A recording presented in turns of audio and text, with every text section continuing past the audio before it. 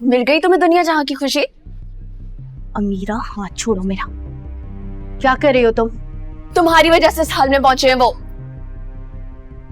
देखो, मैं जानती हूँ तुम कादिर की वजह से अपसेट हो। नाम भी मत लेना, नाम भी मत लेना अपनी जबान से मेरे भाई का, क्योंकि तुम जैसी मतलबी और खुद परस्त लड़की को कोई हक नहीं है कि वो मेरे भाई के बारे में कुछ भी कहे। क्या नहीं किया उन्होंने तुम्हारे लिए? मामा से झगड़ा किया, उन्हें नाराज करके तुम्हें अपनाया, तुम्हारा साथ दिया, तुम्हें इज्जत दी, वो मकाम दिया जो तुम डिजर्व ही नहीं करती। और तुमने क्या किया बदले में? धोखा दिया उनको, दिल तोड़ा उनका। देखो, अपनी मर्जी से अपनी जिंदगी के फैसले लेने का इख्तियार है मुझे। कम से कम दूसरों को मौत के मुंह में धकेलकर हासिल होने वाली खुशियां कभी रास नहीं आती हैं। जान लेना ये बात आज। कुछ भी कहने से पहले ये याद रखो कि मैं तुम्हारे बड़े भाई की होने वाली बीवी हूँ। माय फुट, बड़े अफसोस से कहना पड़ रहा है, आज मामा की तरह मैं भी सोचने पर मजबूर हो गई कि काश बाबा उस दिन तुम लोग हमारे घर पे ना ठहराते। भले तुम बाहर सड़क पे भीख मांगती, कम से कम मेरे कादिर भाई की जिंदगी में जहर तो ना घोलती। नफरत आ रही है मुझे तुम्हारी शक्ल देख।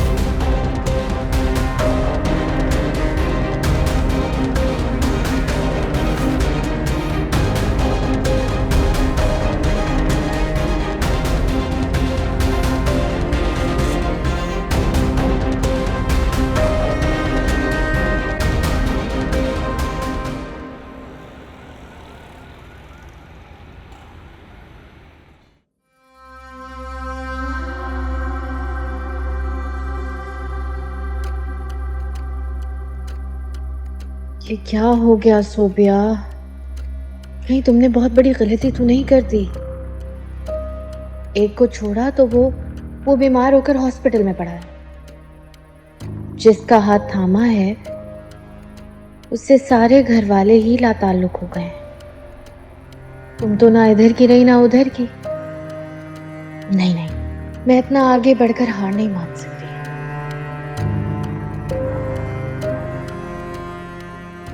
मैं हारिस को समझाऊंगी। मामू ऐसा करेंगे नहीं जैसा वो कह रहे हैं। आखिर हारिस बेटा है उनका।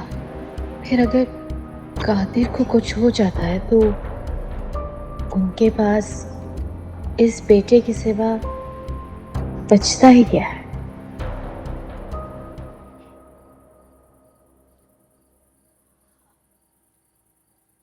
हारिस,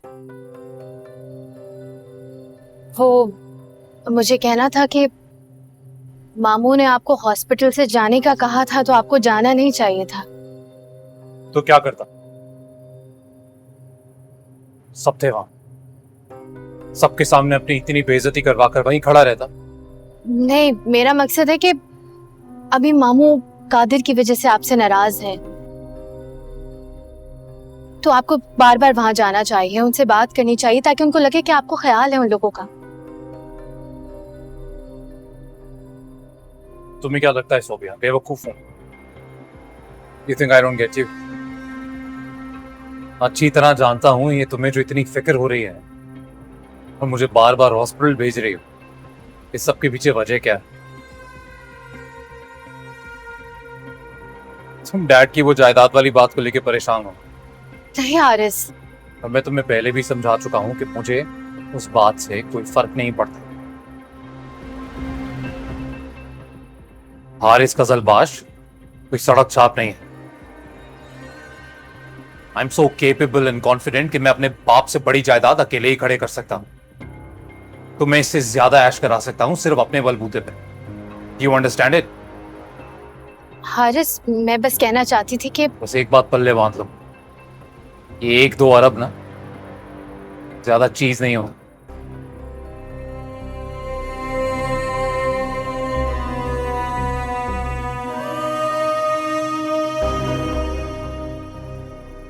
ये 1-2 अरब तो ऐसे कह रहा है जैसे जैसे चंद रुपए हो।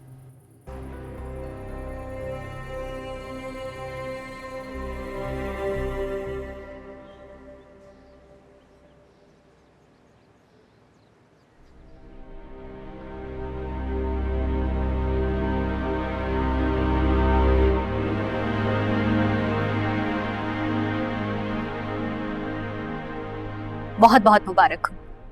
अल्लाह का लाख लाख शुक्र है कादिर को होश आ गया, अब वो खतरे से बाहर है। बस कुछ घंटे ऑब्जर्वेशन में रखेंगे, फिर हम रूम में शिफ्ट कर देंगे। थैंक यू वेरी मच, बहुत शुक्रिया आपका। मैं कादिर से मिल सकती हूँ?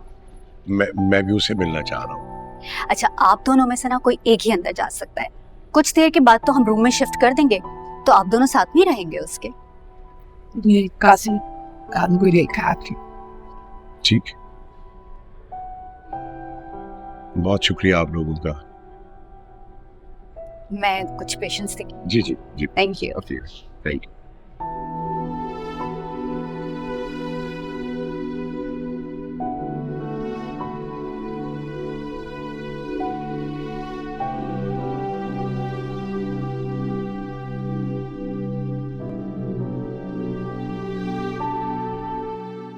कादिर मेरी जान,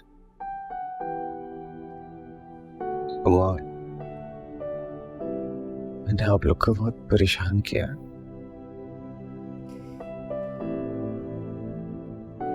नहीं बेटा, तुमने कभी किसी को भी परेशान नहीं किया। तुमने तो होश में आकर मुझे दुनिया की सारी खुशियां दे दी है।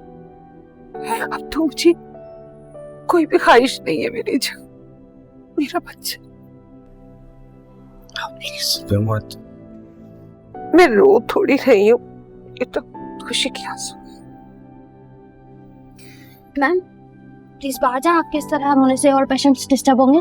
ठीक है, मैं बाहर जाके बैठी हूँ, बल्कि हम सब तुम्हारे लिए बैठे हैं बेटा। तुम परेशान नहीं होना, अपना ख्याल रखना मेरा बच्चा।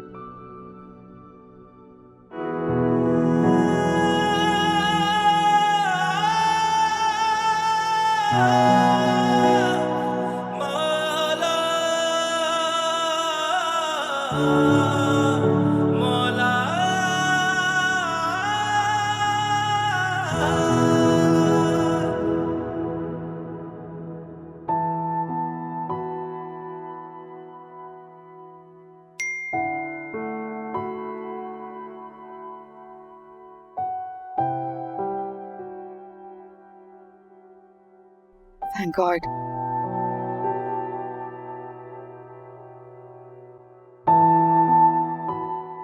ये लो, ये भी खा। प्लीज मेरा बस खा लेना एक और। खा लिया यार, प्लीज अभी नहीं।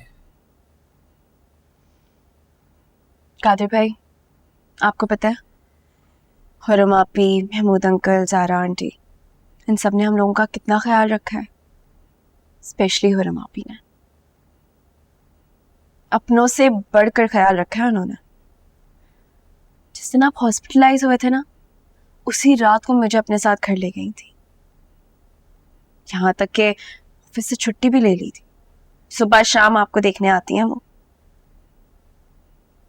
ऐसा लगता है जैसे कोई अपना हो। मामा का तो वही ख्याल रख रही हैं। लग ही नहीं रहा कि हारिस भैया की वजह से हम लोगों के बीच में कुछ क्लैशेस भी हुए।